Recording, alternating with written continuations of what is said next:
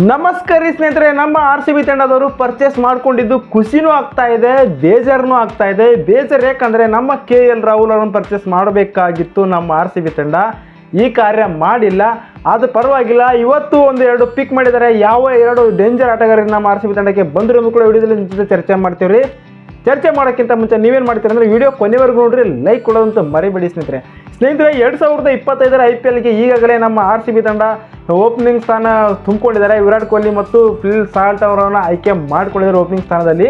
ಹಾಗೆಯೇ ಮತ್ತೆ ನಮಗೆ ದೊಡ್ಡ ಆಲ್ರೌಂಡರ್ ಬೇಕಾಗಿತ್ತು, ಆದರೂ ಕೂಡ ಕುರ್ನಾಲ್ ಪಾಂಡ್ಯ 5.75 ಕೋಟಿಗೆ ಪರ್ಚೇಸ್ ಮಾಡಿಕೊಂಡಿದ್ದಾರೆ ನಮ್ಮ RCB ತಂಡದವರು. ಖುಷಿ ಆಗ್ತಾ ಇದೆ, ಯಾಕಂದರೆ ಲೆಫ್ಟ್ ಹ್ಯಾಂಡ್ ಸ್ಪಿನ್ನಿಂಗ್ ಬಾಲಿಂಗ್ ಮಾಡ್ತಾರೆ, ಹಾಗೆಯೇ ಲೆಫ್ಟ್ ಹ್ಯಾಂಡ್ ಬ್ಯಾಟಿಂಗ್ ಡೇಂಜರ್ ಅಂತ ಆಟಗಾರ.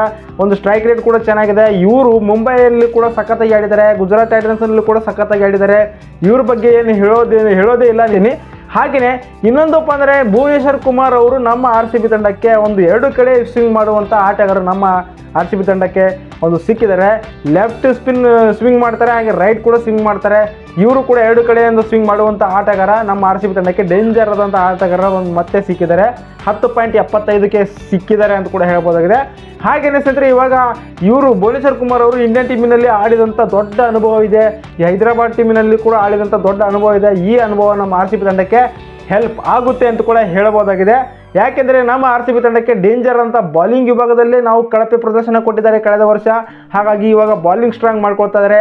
ಹೆಜಲ್ವುಡ್, ದಯಾಳ್ ಮತ್ತು ಭುವನೇಶ್ವರ್ ಮೂರು ಆಟಗಾರರು ಡೇಂಜರ್ ಆಟಗಾರರು ನಮಗೆ ಸಿಕ್ಕಂತಾಗಿದೆ. ಹಾಗೆಯೇ ಸ್ಪಿನ್ ಡಿಪಾರ್ಟ್ಮೆಂಟ್ನಲ್ಲಿ ಶ್ರೇಯಸ್ ಇದ್ದಾರೆ, ಹಾಗೆಯೇ ಇವ್ರ ಜೊತೆಗೆ ಕುರ್ನಾಲ್ ಪಾಂಡ್ಯ ಕೂಡ ಇದ್ದಾರೆ. ಮತ್ತು ಇನ್ನೂ ಕೆಲವು ಆಟಗಾರರು ಮತ್ತು ಬರಲಿದ್ದಾರೆ.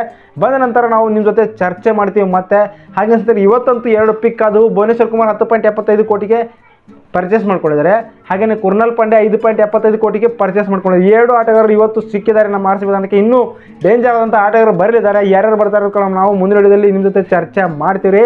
ಹಾಗೆ ಸ್ನೇಹಿತರೆ, ಈ ಚಾನಲ್ ನಮಗೆ ಇಷ್ಟೊಂದು ವಿಚಾರ ಕೂಡ ಸಬ್ಸ್ಕ್ರೈಬ್ ಆಗಿ ಸಪೋರ್ಟ್ ಮಾಡಿರಿ. ಧನ್ಯವಾದಗಳು.